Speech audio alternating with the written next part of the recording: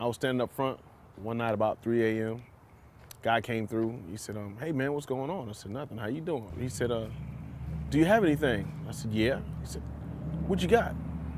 I said, man, I got about, 400 or 500 pounds. And he said, well, I gotta have some. I said, well, how much you want? He said, I want about an ounce. I said, an ounce? He's like, you can't get nothing less than at least a pound. He said, a pound? Then he looked up at the sign and saw the sign said Scott's Barbecue, and he was like, oh man, forget it. I said, what'd you think I was trying to sell you? And he just drove off. Big old misunderstanding, I'm assuming.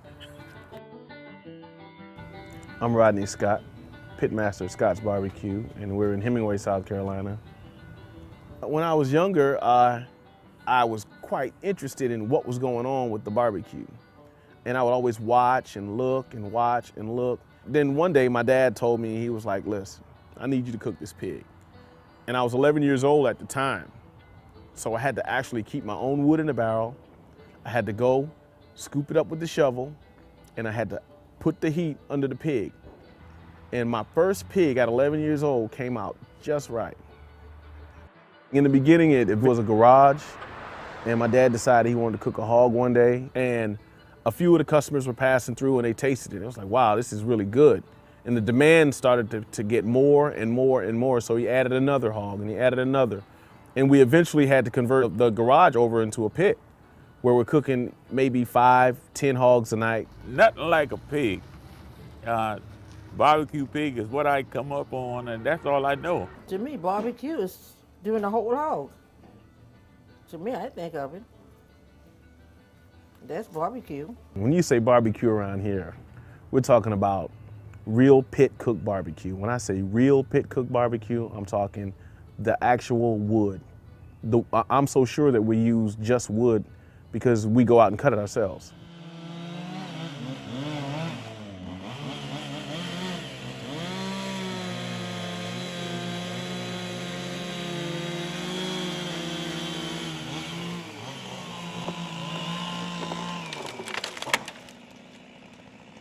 My name is Jim Woods. You're in Stuckey, South Carolina. Over the weekend, we had a major storm that came through the area and knocked down my 70-year-old pecan tree. I got in touch with Rodney yesterday. They're down here today and they're cutting it up. And the only thing that Rodney will leave is probably the stump itself when he's finished up with it. It was a loss to me, but it was a benefit, hopefully, to the people that eat the barbecue at Scott's Barbecue. There's no middleman, there's no delivery guy, it's just me, the chainsaw. We'd rather go get it ourselves so we know what we're working with. So every week we go out, get the old truck started, get the chainsaws together, go get what we need to put the flavor in what we do. Kind of like a chef picking out his tomatoes in the garden. I pick my own trees fresh out of the woods. Yep. There ain't no other way. After cutting the tree down, we do everything manually, so you have to pick up the wood by hand, load it into the truck, and this goes on until the truck is full. Then we bring it in, we drop it here on the yard. Next thing, we have to crank up the log splitter, split all the pieces that we got. We got a little 14 and a half horse engine with the hydraulic cylinder connected to a hydraulic pump. This hydraulic cylinder goes down and slowly splits the wood to this point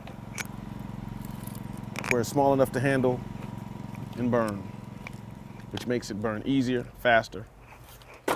Right here, this is the main heat source. This is what we call a burn barrel, which is made out of an old drum that was used at some point for fuel or whatever it may be back in the day. And we torched it out, made a doorway as you see, and we took old truck axles that were no longer any good for a truck and kind of crisscrossed them in there to hold the wood until the embers fall in the bottom. After building the fire, while the fire is getting ready, you put the pig on the pit.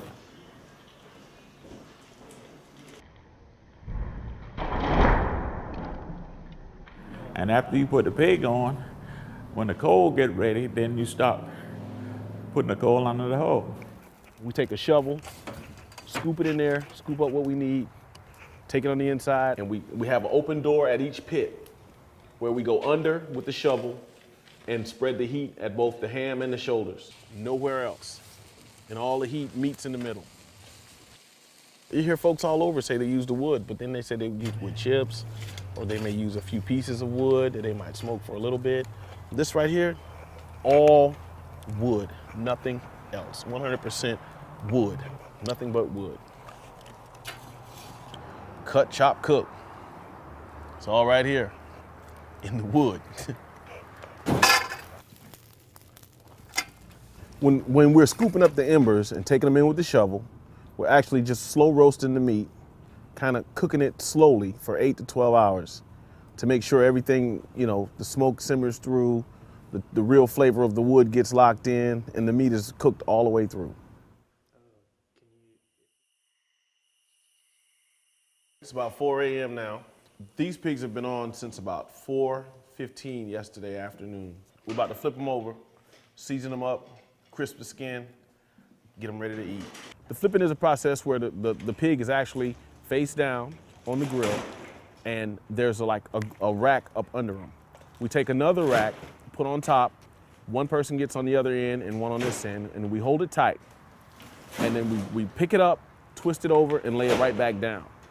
So it looks simple, but it's actually a little bit more difficult than it seems.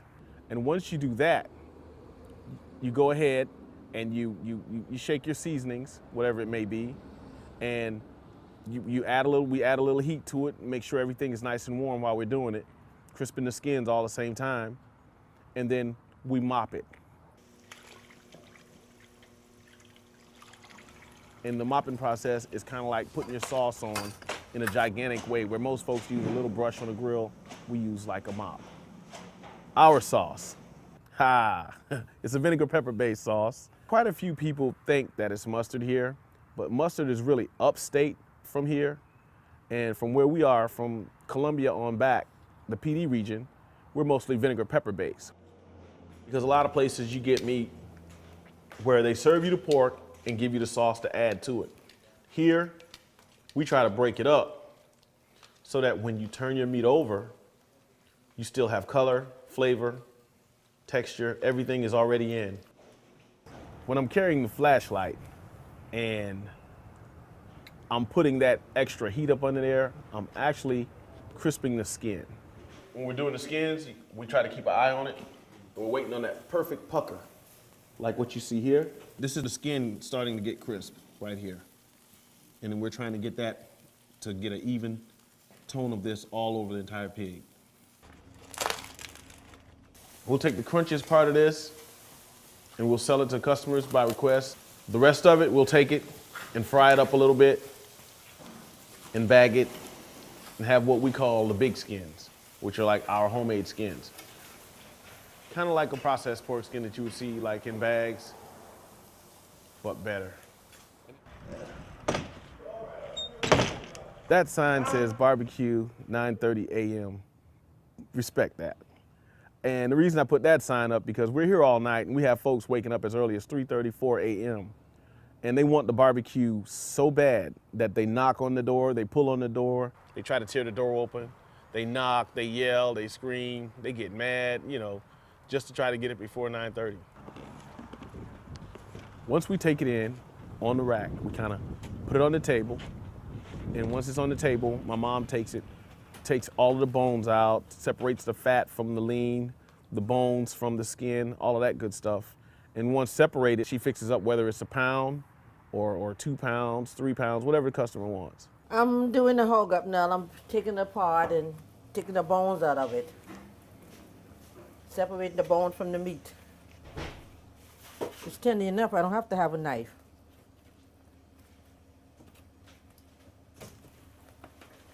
You just pull it apart.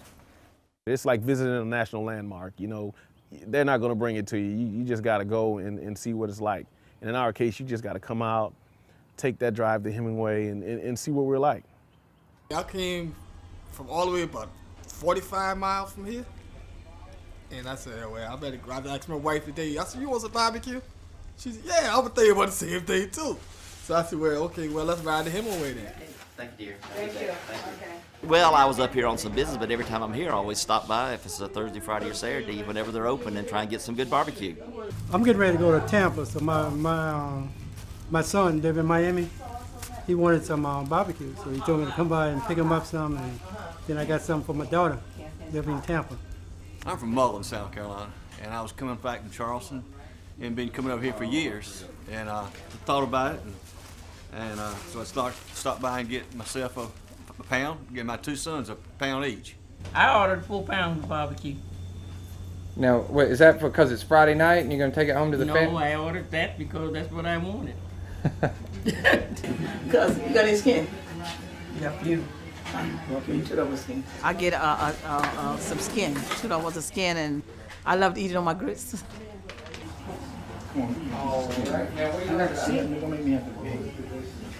Yeah, a lot of them come in there, you know, they love that skin now. Love that skin. We serve it actually with just the meat, and a lot of folks would have to request the skin, and we will put a layer of skin on top of the actual pound or 2 pounds, whatever the customer gets. And if it's a sandwich, we fix the sandwich in smaller sandwich size styrofoam trays, and we add a piece of skin to the sandwiches upon the customer's request. Well, right now, I'm a gentleman in need of a good barbecue sandwich. Not to say so much about my name, but I am Solomon Singletary, gospel recording artist right here in South Carolina area. But I'm also frequenting Scotch Barbecue right now, getting this good barbecue, man, that I love a lot. And I tell you, wouldn't take it from no other place but here. The ingredients of a barbecue sandwich: whole lot of hard work, cutting your own wood, having the right amount of heat for the right amount of hours, having that pepper, vinegar-based sauce with a touch of love, and that's just the perfect sandwich for me. Perfect.